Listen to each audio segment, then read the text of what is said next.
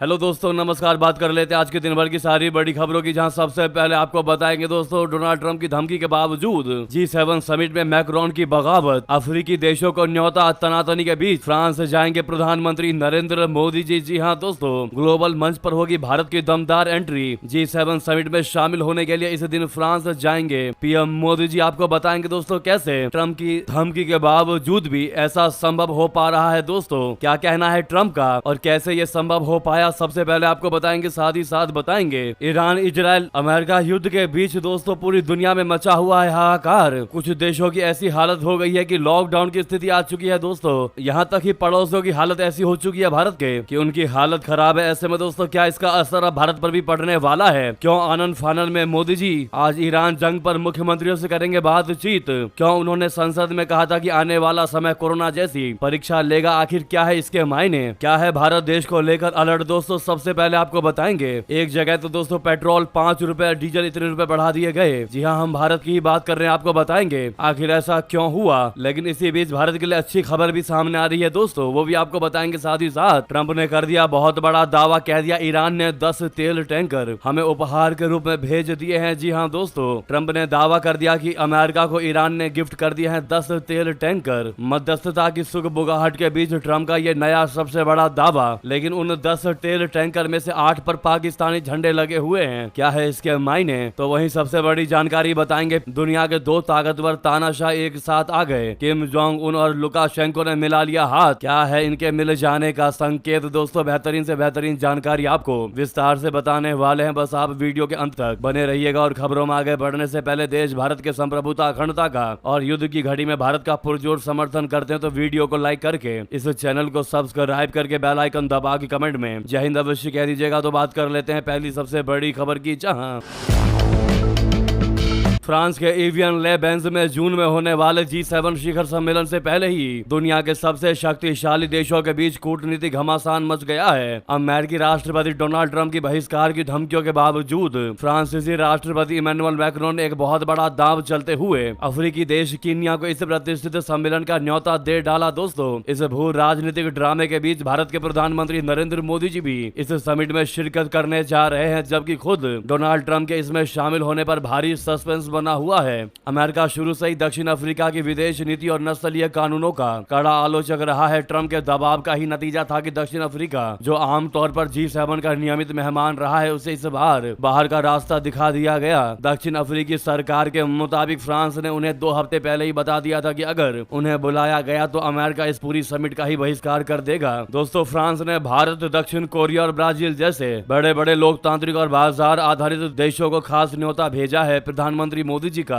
इस समिट में जाना भारत की बढ़ती वैश्विक ताकत का सीधा प्रमाण है। दोस्तों हर एक भारतीय के लिए यह पल बड़ा ही प्राउडफुल होने वाला है। दोस्तों अपने सहयोगियों को हमेशा टैरिफ की धमकियां देने वाले ट्रंप के सम्मेलन में आने पर अनिश्चितता है। फ्रांसीसी अधिकारियों ने भी साफ कर दिया है कि अगर ट्रंप नहीं आते हैं तो यह एक नई अंतर्राष्ट्रीय हकीकत होगी। ऐसे में अगर ट्रंप समिट से दूरी बनाते हैं तो दुनिया के दिग्गजों के बीच आमने सामने के किसी बड़े टकराव की गुंजाइश खत्म हो जाएगी और भारत जैसे देशों को अपनी बात मजबूती से रखने का पूरा मंच मिलेगा। दोस्तों प्रधानमंत्री नरेंद्र मोदी जी 15 से 17 जून तक होने वाले इस G7 शिखर सम्मेलन में शामिल होने के लिए फ्रांस की यात्रा पर जाने वाले हैं। इससे पहले जयशंकर जी ने फ्रांस दौरे के दौरान जीन नोएल बैरोट से एबे डे वॉर्डे सरने में मुलाकात की। दोनों नेताओं ने G7 विदेश मंत्रियों की बैठक के दौरान भारत की भूमिका और वैश्विक मुद्दों पर सहयोग को लेकर विस्तार से चर्चा भी की। फ्रांस के विदेश मंत्रालय के मुताबिक दोनों मंत्रियों ने G7 में भारत के योगदान, खासकर वैश्विक आर्थिक असंतुलन और अंतर्राष्ट्रीय साझेदारी जैसे मुद्दों को महत्वपूर्ण बताया। साथ ही ये भी रेखांकित कर दिया कि फ्रांस अपनी G7 अध्यक्षता के दौरान भारत को एक प्रमुख साझेदार के रूप में शामिल करने को विशेष महत्व दे रहा है। वहीं इस बार G7 समिट पर चीन किनारा करता दिखाई दे रहा है। दोस्तों इस युद्ध से पैदा हुए ऊर्जा संकट और मंडराते वैश्विक आर्थिक खतरे को रोकना ही इस बैठक का मुख्य एजेंडा है। इस बीच चाइना इस समिट को अमीर देशों का क्लब कहते हुए इसमें आने से साफ इनकार कर दिया है। दोस्तों उसने कह दिया है कि ये अमीर देशों का क्लब है, इसमें मेरा जाना ठीक नहीं। लेकिन रियलिटी क्या है दोस्तों, हम आपको बता रहे हैं। हकीकत यही है कि चाइना को ईरान का खौफ है, ईरान युद्ध का खौफ है। इसी वजह से वो इस बार G7 समिट को बहिष्कार के मोड पर रखने का प्रयास कर रहा है। वहीं इस खबर से आप यूं समझ लीजिए कि भारत और फ्रांस के रिश्ते काफी मजबूत होते दिखाई दे रहे हैं। इसमें सबसे बड़ी और गौर करने वाली बात तो यह है दोस्तों कि इसमें हॉर्मुज स्ट्रेट को लेकर चर्चा की जाएगी, यानी ये वो रास्ता है दोस्तों जहां से दुनिया का 20% तेल गुजरता है और ईरान ने फिलहाल इस पर ब्रेक लगा रखा है और इसी वजह से हर एक देश के हालात खराब होते नजर आ रहे हैं। महामारी जैसी स्थिति पैदा हो चुकी है दोस्तों। ऐसे में ऑल द बेस्ट प्रधानमंत्री नरेंद्र मोदी जी या फिर best of luck PM Modi अवश्य कहिएगा। तो वहीं आपको बता दें हॉर्मुज को लेकर जिस प्रकार से पूरी दुनिया में हाहाकार मचा हुआ है और इसका असर भारत पर भी पड़ता दिखाई दे रहा है दोस्तों। यहाँ तक कि खुद प्रधानमंत्री नरेंद्र मोदी जी ने संसद में कह दिया कि आने वाला समय कोरोना जैसी परीक्षा लेगा, इसीलिए हम सबको मिलकर काम करना होगा, जिसने बहुत बड़ा एक मैसेज खड़ा कर दिया पूरे भारत में, भारत के लोगों में। इतना ही नहीं दोस्तों, आनंद फानन में आज प्रधानमंत्री नरेंद्र मोदी जी ने मुख्यमंत्रियों की वीडियो कॉन्फ्रेंसिंग बड़ी मीटिंग बुला ली है दोस्तों, जिसने हर किसी को चौंका दिया कि अचानक ऐसी मीटिंग क्यों बुलाई गई। बता दें प्रधानमंत्री नरेंद्र मोदी जी आज यानी कि 27 मार्च को वीडियो कॉन्फ्रेंसिंग के जरिए मुख्यमंत्रियों से बात करेंगे। इसमें ईरान जंग के बाद बिगड़े हालात पर चर्चा संभव है। चुनावी राज्यों के सीएम इसमें शामिल नहीं होंगे। मोदी जी ने 24 मार्च को राज्यसभा में कहा था कि ईरान जंग जारी रही तो इसके गंभीर नतीजे होंगे। आने वाला समय कोरोना काल जैसी परीक्षा लेने वाला होगा। केंद्र और राज्य को मिलकर काम करना होगा। वहीं सरकार ने आज देश में पेट्रोल, डीजल और गैस की कमी की खबरों को खारिज कर दिया है। पेट्रोलियम और प्राकृतिक गैस मंत्रालय ने कहा कि दुनिया में कुछ भी हो जाए, भारत के पास 60 दिन का पेट्रोल डीजल बचा हुआ है, यानी 2 महीने का पेट्रोल बचा है, डीजल बचा है। सरकार ने सोशल मीडिया पर चल रही किल्लत की खबरों को प्रोपेगेंडा मात्र बताया, जिसका मकसद बाजार में पैनिक बाइंग शुरू कराना है। मंत्रालय ने कहा कि शॉर्टेज की अफवाह फैलाने वालों पर कार्रवाई की जाएगी। अब ऐसे में दोस्तों केंद्र की मोदी सरकार द्वारा ये कहना कि 2 महीने का हमारे पास बैकअप बचा हुआ है, लेकिन इसी बीच एक बड़ी जानकारी जो सामने आ रही है उसने बड़े सवाल खड़े कर दिए। नायरा एनर्जी ने अपने पेट्रोल पंपों पर दोस्तों 5 रुपए महंगा कर दिया पेट्रोल और 3 रुपए बढ़ा दिए डीजल के दाम। जी हाँ, मिडिल ईस्ट की भारी तनाव के चलते जहां लोग पहले ही एलपीजी की किल्लत से जूझ रहे हैं, वहीं अब पेट्रोल और डीजल के रेट में हुई वृद्धि ने महंगाई का बड़ा झटका दिया है। आगरा में नायरा एनर्जी के पंपों पर नए रेट लागू कर दिए गए हैं दोस्तों। इसके तहत पेट्रोल 5 रुपए और डीजल 3 रुपए महंगा कर दिया गया है। देश की बड़ी निजी ईंधन रिटेलर कंपनी नायरा एनर्जी के आगरा स्थित पेट्रोल पंप पर बढ़े हुए रेट पर ईंधन दिया जा रहा है। कंपनी ने पेट्रोल के दाम में 5 रुपए प्रति लीटर और डीजल में 3 रुपए प्रति लीटर की बढ़ोतरी की है। राहत की बात तो यह है कि अभी तक इंडियन ऑयल और भारत पेट्रोलियम कंपनी ने सादा पेट्रोल के दाम अभी नहीं बढ़ाए हैं। हालांकि निजी कंपनी के दाम बढ़ाने के बाद अब इनके भी रेट बढ़ सकते हैं। लेकिन सवाल दोस्तों यही है कि जब केंद्र सरकार ये कह रही है कि 60 दिन का फ्यूल बचा हुआ है, तो फिर ये बड़ी बड़ी कंपनियां दोस्तों प्राइस क्यों बढ़ाने का प्रयास कर रही है, चाहे नॉर्मल पेट्रोल हो या फिर पावर वाला पेट्रोल। अगर आप भी मानते हैं कि मनमानी नहीं होनी चाहिए तो अपनी राय अवश्य दीजिएगा दोस्तों। साथ ही साथ आपको बता दें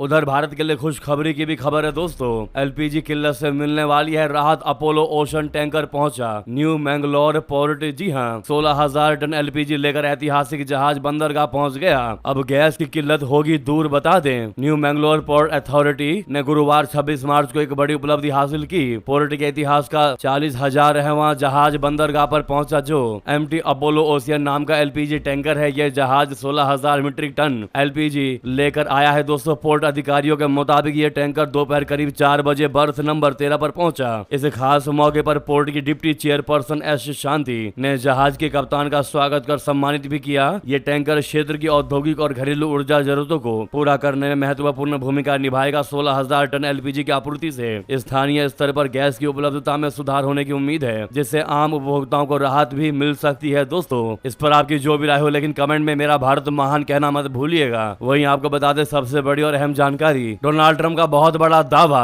समझौता करने के लिए भीख मांग रहा है ईरान के नौसेना वायुसेना पूरे तरीके से हो चुके हैं तबाह। बता दें अमेरिकी राष्ट्रपति डोनाल्ड ट्रंप ने गुरुवार को बहुत बड़ा दावा कर दिया कि ईरान की नौसेना और वायुसेना दोनों ही पूरी तरह से तबाह हो चुके हैं। वो समझौता करने के लिए भीख मांग रहे हैं। अगर सही डील हो जाती है तो फिर हॉर्मुज स्ट्रेट खुल जाएगा। ट्रंप ने कहा कि ईरान की नौसेना डूब चुकी है। यह किसी विदेशी नौसेना का अब तक का सबसे बड़ा खात्मा है, शायद इतिहास का ही, लेकिन निश्चित रूप से दूसरे विश्व युद्ध के बाद का सबसे बड़ा। जी हाँ, इसके अलावा उनकी वायुसेना भी खत्म हो चुकी है। उनकी विमान रोधी और संचार क्षमताएं पूरे तरीके से नष्ट हो चुकी है। उनका पूरा नेतृत्व ही खत्म हो चुका है। पहली कतार के नेता खत्म हो गए, फिर वे नई कतार के नेताओं को चुनने के लिए मिले और वे भी खत्म हो गए। जी हाँ, ट्रम्प ने कहा कि वे सब इसीलिए खत्म हो गए क्योंकि उन्होंने कोई समझौता नहीं किया और क्योंकि वे बीमार लोग हैं, वे सचमुच बीमार हैं। अगर हमने उस समय उन पर B-2 बम वर्षकों से हमला ना किया होता तो उनके पास परमाणु हथियार होते और वे बिना किसी हिचकिचाहट के उनका इस्तेमाल कर लेते। साथ ही साथ इसके अलावा ट्रम्प ने नाटो पर भी हमला बोला।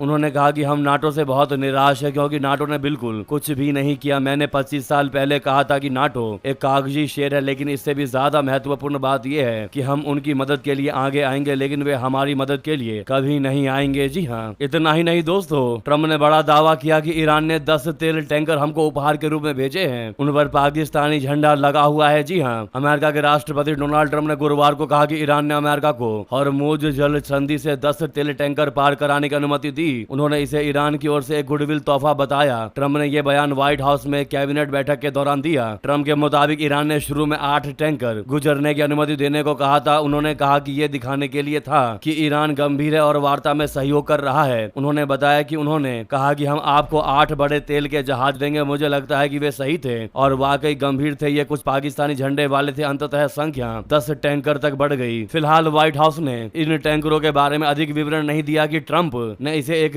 ऊर्जा संबंधित महत्वपूर्ण रियायत बताया। उन्होंने कहा कि यह तोहफा बहुत बड़ा और मूल्यवान था। जी हाँ दोस्तों, साथ ही साथ उधर ईरान का भी जवाब आया। ईरान ने अमेरिका के प्रस्ताव को अनुचित बता दिया। दोस्तों, कह दिया कि रक्षा क्षमता कम करने की हो रही है मांग। जी हाँ, ईरान के एक वरिष्ठ अधिकारी ने गुरुवार को कहा कि जंग खत्म करने के लिए अमेरिका का प्रस्ताव एक तरफा और अनुचित है। यह प्रस्ताव पाकिस्तान के जरिए ईरान तक पहुंचाया गया था। हालांकि अधिकारी ने यह भी कहा कि अगर वॉशिंगटन यथार्थवादी रुख अपनाए तो आगे बातचीत का रास्ता अभी भी निकल सकता है। समाचार एजेंसी रॉयटर्स ने अपनी रिपोर्ट में यह जानकारी दी है। उधर आपको बता दें, पश्चिम एशिया में चल रहे महायुद्ध के बीच ईरान ने एक बहुत बड़ा खुलासा किया है। जानकर हर एक भारतीयों का दिल सीना गर्व से चौड़ा हो जाएगा। ईरान के विदेश मंत्री अब्बास अराक्ची ने हॉर्मुज स्ट्रेट से गुजरने वाले जहाजों पर अहम बयान दिया। उन्होंने बताया कि किन देशों के जहाजों को इस खतरे वाले इलाके से सुरक्षित निकाला जा रहा है। ईरान ने जिन मित्र देशों की लिस्ट जारी की है उसमें भारत का नाम भी मजबूती के साथ शामिल है। दोस्तों, ये भारत की मजबूत विदेश नीति और कूटनीतिक जीत का सबसे बड़ा सबूत है। जब अमेरिका और इजराइल जैसे देश ईरान से सीधा टकरा रहे हैं तब भारत अपने जहाजों को सुरक्षित निकलवा पा रहा है। ईरान ने साफ किया है कि भारत ने उनसे सीधे बात की और तालमेल बिठाया। इस लिस्ट में रशिया, चाइना और इराक जैसे देश भी शामिल है। ये दिखाता है कि ग्लोबल क्राइसिस में भी भारत अपने हितों की रक्षा करना अच्छी तरह जानता है। दोस्तों, वहीं आपको बता दें, ईरान जंग में जेलेंस्की को दिख रहा रशिया से बदला लेने का मौका। कह दिया खाड़ी देशों को इंटरसेप्टर ड्रोन देंगे। इसके बदले में उन्होंने उनसे एक खास हथियार की मांग की है। दोस्तों, क्या है वो खास हथियार बता दें। यूएस, इजराइल और ईरान के बीच चल रही जंग में यूक्रेन अपने लिए बड़ा मौका देख रहा है। वो ईरानी हमलों का शिकार हो रहे मिडल ईस्ट के देशों को अपने इंटरसेप्टर ड्रोन और विशेषज्ञ देने को तैयार है, बशर्ते वे उसे उसके लिए भुगतान करे और बदले में उसे भी मिसाइल डिफेंस सिस्टम मुहैया करवाएं जिससे वो रशिया के खिलाफ जोरदार पलटवार कर सके। जी हाँ, यूक्रेन के राष्ट्रपति व्लादिमीर जेलेंस्की ने सोशल मीडिया एक्स पर अपने मुल्क की इस चाहत के बारे में खुलकर बात की। उन्होंने लिखा कि संयुक्त राज्य अमेरिका ने मिडल ईस्ट के देशों में बने अपने ठिकानों की सुरक्षा के संबंध में हमसे संपर्क किया है। इसके अलावा सऊदी अरब, कतर, संयुक्त अरब अमीरात, बहरीन, जॉर्डन और कुवैत ने भी हमसे एंटी ड्रोन सिस्टम के बारे में बात की है। उधर आपको बता दें, रशिया ने परमाणु तबाही की भी बड़ी चेतावनी दी थी। ईरान के बुशेहर परमाणु संयंत्र के पास हुए दूसरे हमले को लेकर रशिया ने अमेरिका और इजराइल पर गंभीर आरोप लगा दिए। रूसी विदेश मंत्रालय ने कहा कि ये हमले जानबूझकर परमाणु तबाही भड़काने की कोशिश है। रशिया ने चेतावनी दी कि अगर इस प्लांट को नुकसान पहुंचा तो इसका असर पूरे क्षेत्र में विनाशकारी हो सकता है। हालात इतने गंभीर हो गए हैं कि रूस को अपने कई कर्मचारियों को वहां से निकालना पड़ा है। तो वहीं सबसे बड़ी और चौंकाने वाली खबर आपको बता दें, दुनिया के दो ताकतवर तानाशाह एक साथ किम जोंग उन और लुकाशेंको ने मिलाया हाथ अमेरिका पश्चिमी देशों पर। क्या होगा इसका असर, आपको बता दें। दुनिया के दो बड़े तानाशाह की मुलाकात हुई है। उत्तर कोरियाई नेता किम जोंग उन और बेलारूस के राष्ट्रपति अलेक्जेंडर लुकाशेंको ने गुरुवार को एक दोस्ती समझौते पर हस्ताक्षर किया। इस समझौते का मकसद रशिया के इन दो करीबी दोस्तों के बीच रिश्तों को गहरा करना है। लुकाशेंको की प्योंगयांग यात्रा एक कूटनीतिक तालमेल को दर्शाती है। एक तरफ वो उन देशों के साथ अपने संबंध मजबूत कर रहे हैं जो रूस के मित्र और पश्चिमी देशों के विरोधी हैं। वहीं दूसरी तरफ वो वॉशिंगटन के साथ अपने संबंधों को नॉर्मल करने का पूरा प्रयास कर रहे हैं। दोस्तों, उनकी ये यात्रा पिछले हफ्ते अमेरिकी राष्ट्रपति डोनाल्ड ट्रंप के दूत जॉन कॉल के साथ बैठक और 250 राजनीतिक कैदियों की रिहाई के बाद हुई है, जिसके बदले बेलारूस पर अमेरिकी प्रतिबंधों में और ढील दी गई है। बेलारूस की सरकारी न्यूज एजेंसी बल्टी के मुताबिक लुकाशेंको ने किम से कहा है कि उनके देशों के बीच संबंध एक बिल्कुल नए चरण में प्रवेश कर चुका है। एजेंसी ने किम जोंग उन के हवाले से कहा है कि दोनों पक्ष कई मुद्दों पर एक जैसी राय रखते हैं और हम पश्चिम से बेलारूस पर डाले जा रहे गलत दबाव का विरोध करते हैं। जी हाँ, तो वहीं सबसे बड़ी चौंकाने वाली जानकारी बता दें, ईरान में जंग के बीच पाकिस्तान के कराची पोर्ट पहुंचा चीन का युद्धपोत डाकिंग। क्या है इसकी वजह बता दें, चीन की नेवी का एक युद्धपोत पाकिस्तान पहुंचा है। डाकिंग नाम का यह जहाज बुधवार को कराची पहुंचा। इस जहाज के पाकिस्तान में पहुंचने ने दुनिया का ध्यान खींचा है, क्योंकि ईरान में इस समय भीषण युद्ध चल रहा है। पाकिस्तान और ईरान पड़ोसी देश होने के नाते यह जहाज ईरान के काफी नजदीक है। वहीं दूसरी ओर चीन से ईरान को अमेरिका के खिलाफ मदद मिलने की चर्चा जोरों पर है। दोस्तों, हालांकि इस जहाज का ईरान युद्ध से कोई संबंध सामने नहीं है। इसे पाकिस्तान में एक अभ्यास के लिए लेकर आया गया है। पाकिस्तान की ओर से बताया गया है कि पीपल्स लिबरेशन आर्मी नेवी का जहाज डाकिंग पाकिस्तान नेवी के साथ होने वाले द्विपक्षीय समुद्री अभ्यास में हिस्सा लेने कराची आया है। कराची पहुंचने पर इस जहाज का औपचारिक स्वागत किया गया। जहाज पाकिस्तान नेवी के जहाजों ने एस्कॉर्ट करते हुए इसे बंदरगाह तक लेकर आए हैं। पाकिस्तान और चीन के इस अभ्यास का नाम सी गार्डियन 4 है। यह अभ्यास 25 मार्च से शुरू हुआ और 2 अप्रैल तक चलेगा। पाकिस्तानी नेवी की ओर से बताया गया है कि ये इन संयुक्त अभ्यासों का चौथा संस्करण है। साथ ही साथ बता दे, बांग्लादेश अब ऐसा कुछ भी नहीं करेगा जो भारत के खिलाफ होगा। जी हाँ दोस्तों, राजदूत ने दिया ढाका नई दिल्ली रिश्तों में यू टर्न का सबसे बड़ा सबूत। क्या सबूत दिया है बता दें, बांग्लादेश के स्वतंत्रता दिवस के मौके पर भारत में बांग्लादेश के उच्चायुक्त बोले तो रियाज हमीदुल्लाह ने न्यूज 18 से एक्सक्लूसिव बातचीत की। इसमें उन्होंने भारत की सुरक्षा और दोनों देशों के रिश्तों को लेकर बेहद अहम और स्पष्ट संदेश दिया। बांग्लादेश के राजदूत ने 2 टूक शब्दों में आश्वस्त किया है कि सुरक्षा के मोर्चे पर बांग्लादेश कभी भी ऐसा कोई कदम नहीं उठाएगा जो भारत के हितों और उसके कंफर्ट के खिलाफ हो। भारत और बांग्लादेश के रिश्तों के नए अध्याय पर बात करते हुए हमीदुल्लाह ने स्पष्ट किया है कि बीते हुए कल में उलझकर आगे नहीं बढ़ा जा सकता। उन्होंने कहा कि दोनों देशों के पिछले दिनों के कड़वे अनुभवों को देखकर कोई फायदा नहीं है, बल्कि अब भविष्य की ओर देखने का समय है। इस नई शुरुआत का सबसे बड़ा संकेत देते हुए उन्होंने बताया कि बांग्लादेश के प्रधानमंत्री तारिक रहमान की ओर से प्रधानमंत्री नरेंद्र मोदी को भेजे गए पत्र से यह बिल्कुल साफ हो गया है कि दोनों देशों के भविष्य के संबंध किस दिशा में जाएंगे। उनके मुताबिक दोनों देशों के शीर्ष नेतृत्व के बीच अब एक बेहद सकारात्मक और अनुकूल माहौल बन रहा है। ऐसे में अगर आप भी मानते हैं दोस्तों कि मोहम्मद यूनुस से बेहतर तारिक रहमान की सरकार है तो अपनी राय अवश्य दीजिएगा कमेंट में। लेकिन रिक्वेस्ट है दोस्तों, अभी तक वीडियो को लाइक नहीं किया तो सामने लाइक का बटन है, अवश्य दबा दीजिएगा। उधर आपको बता दें, पाकिस्तान का खतरनाक खेल हुआ बेनकाब आर्मी चीफ मुनीर के खिलाफ पुख्ता सबूत आया सबके सामने। रॉ एजेंट के वीडियो ने मचा दिया बवाल। दोस्तों, पाकिस्तान जो है वो लंबे समय से अंतरराष्ट्रीय मंचों पर खुद को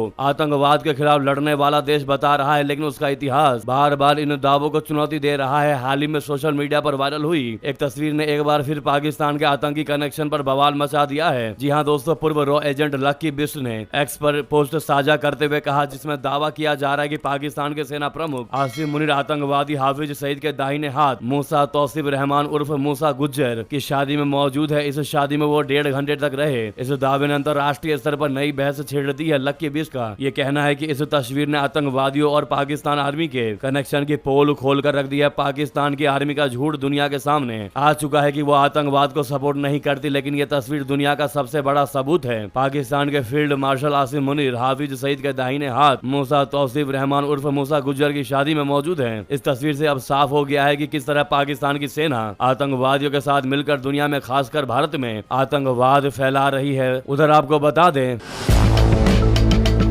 इजराइल ने हिट लिस्ट से हटा दिया अरागची और गालिबाफ के नाम। पाकिस्तान ने ली इसकी जिम्मेदारी। क्या है जानकारी बता दें, इजराइल ने ईरानी विदेश मंत्री अब्बास अरागची और संसद स्पीकर मोहम्मद बागर गालिबाफ पर हमला नहीं करने का वादा किया है। अमेरिका के कहने पर इजराइल ने इन दोनों नेताओं का नाम कथित तौर पर उस सूची से हटा दिया है जिनको वो मारना चाहता है। पाकिस्तान ने अमेरिका से गुजारिश करके ये काम कराया है, ऐसा पाकिस्तान दावा कर रहा है। दोस्तों, अरागची और गालिबाफ इस समय ईरान के बेहद अहम नेता है, क्योंकि देश के ज्यादातर बड़े नेताओं की इजराइल ने 28 फरवरी के बाद हत्या कर दी है। रॉयटर्स के पाकिस्तानी सूत्रों के हवाले से बताया गया है कि इजराइल ने अब्बास अराक्ची और मोहम्मद बाकर गलीबाफ को अपनी हिट लिस्ट से हटा दिया है। ये कदम तब उठाया गया जब पाकिस्तान ने वॉशिंगटन से आग्रह किया कि वो इजराइल पर दबाव डाले कि इन दोनों को निशाना न बनाया जाए। वहीं आपको बता दें, जम्मू कश्मीर में कई जगहों पर सीआईके का बड़ा एक्शन, आतंकी गुर्गों को बनाया निशाना। दोस्तों, जम्मू कश्मीर में आतंक को जड़ से खत्म करने के लिए जवान लगातार कोशिश कर रहे हैं। इसके तहत कई तरह के सर्च ऑपरेशन भी चलाए जा रहे हैं। इसी बीच कश्मीर घाटी के श्रीनगर, शोपियां और गांदरबल जिलों में तड़के कई बड़े छापे मारे गए। ये छापे काउंटर इंटेलिजेंस कश्मीर बोले तो सीआईके ने मारे हैं। इस कार्रवाई में संदिग्ध आतंकी गुर्गों को निशाना बनाया गया है। ये ऑपरेशन कल सुबह से चलते दिखाई दे रहे हैं। ये कोर्ट के सर्च वारंट के आधार पर चल रहे हैं। ये ऑपरेशन सीआईके पुलिस स्टेशन में दर्जन एक नए मामले से जुड़े हैं। दोस्तों, बताया जा रहा है कि यह मामला दिल्ली पुलिस की स्पेशल सेल द्वारा हाल ही में तोड़े गए एक आतंकी मॉड्यूल से जुड़ा है। वहीं आपको बता दें, भिखारी वाला छवि सुधारने में जुट गया है पाकिस्तान। ईरान जंग में फूड सप्लाई कर अरब को रिझाने की कर रहा है कोशिश। दोस्तों, एक समय था जब अरब देशों में पाकिस्तान की छवि भिखारी निर्यातक जैसी बन गई थी। बड़ी संख्या में ऐसे पाकिस्तानी वहां पहुंच रहे थे जो सड़कों पर भीख मांगते नजर आते थे। इससे न सिर्फ देश की छवि खराब हुई बल्कि कानून व्यवस्था पर भी असर पड़ता था। लेकिन अब ईरान की जंग ने पाकिस्तान को अपनी छवि सुधारने का एक बड़ा मौका दे दिया। जी हाँ दोस्तों, हरमुज स्ट्रेट प्रभावित होने की वजह से अरब देशों में खाने पीने की किल्लत का खतरा बढ़ गया है और ऐसे में पाकिस्तान एक अहम सप्लायर बनकर उभर रहा है। पाकिस्तान जो खुद आर्थिक और ईंधन संकट से जूझ रहा है, वो अब खुद अरब देशों को खाद्य आपूर्ति बढ़ाने की तैयारी कर रहा है। प्रधानमंत्री शहबाज शरीफ ने निर्देश दिए हैं कि घरेलू आवश्यकताओं को ध्यान में रखते हुए अतिरिक्त खाद्य सामग्री का निर्यात तेज किया जाए। ये फैसला ऐसे समय लिया गया है जब ईरान ने स्ट्रेट ऑफ हॉर्मुज पर अपना नियंत्रण मजबूत कर लिया है और जहाजों की आवाजाही सीमित कर दी है, जैसा कि हमने आपको शुरू में जानकारी बताया था। लेकिन क्या लगता है दोस्तों आपको, क्या कुछ खाने का सामान भेजकर क्या भिखारी वाला टैग हटवा सकता है पाकिस्तान? हमें तो ऐसा लगता है दोस्तों कि आज संकट की घड़ी में कुछ खाने का सामान भेजकर संकट खत्म होने के बाद उन्हीं खर्च किए पैसों को वापस अरब देशों से भिखारी के तौर पर मांग लेगा पाकिस्तान। आपको क्या लगता है? भारी मात्रा में कमेंट कीजिएगा दोस्तों। वहीं आपको बता दें, डोनाल्ड ट्रंप की पार्टी के अमेरिकी सांसद ने छठ पूजा को बता दिया पिछड़े देशों की रस्म, जिस पर भड़क गए लोग। जी हाँ, टेक्सास से अमेरिकी सांसद ब्रेंडन गिल अपने एक विवादित बयान की वजह से सोशल मीडिया पर बुरी तरीके से घिर गए। उन्होंने टेक्सास के डेंटन में हो रही छठ पूजा के एक पुराने वीडियो पर कमेंट करते हुए इसे थर्ड वर्ल्ड यानी पिछड़े देशों की रस्म बता दिया। गिल ने सोशल मीडिया प्लेटफॉर्म एक्स पर लिखा कि वो नहीं चाहते कि उनके समुदाय के सार्वजनिक वाटर सोर्स में ऐसी थर्ड वर्ल्ड धार्मिक रस्में हो। ब्रेंडन गिल राष्ट्रपति डोनाल्ड ट्रंप की रिपब्लिकन पार्टी के सांसद भी हैं। यह पूरा विवाद एक पुराने वीडियो से शुरू हुआ दोस्तों, जिसमें भारतीय अमेरिकी लोग झील में दूध अर्पित करते दिखाई दे रहे थे। पोस्ट में आरोप लगाया गया कि इससे पानी और जलीय जीवन प्रदूषित हो रहा है, जिसके बाद उसने ये भड़काऊ बयान जारी किया है। दोस्तों, इस पर आपकी क्या निजी राय है? आप क्या जवाब देना चाहेंगे इस अमेरिकी सांसद को जो छठ पूजा को लेकर दोस्तों भारत को पिछड़ा देश बता दिया? आपका जवाब तो बनता है, भारी मात्रा में कमेंट कीजिएगा। लगे हाथ तो वीडियो को लाइक करके चैनल को सब्सक्राइब करके बेल आइकन दबा के कमेंट में जय हिंद कह दीजिएगा। मिलते हैं आपसे अगली बड़ी खबर में। यहाँ तक बने रहने के लिए आप सभी का बहुत बहुत धन्यवाद, बहुत बहुत आभार। जय हिंद, जय भारत।